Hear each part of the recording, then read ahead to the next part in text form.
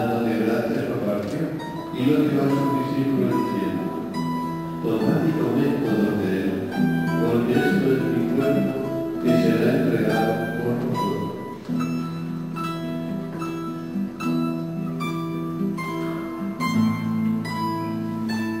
Del mismo modo, acabada la cena, tomó el cáliz, dándote gracias, pasó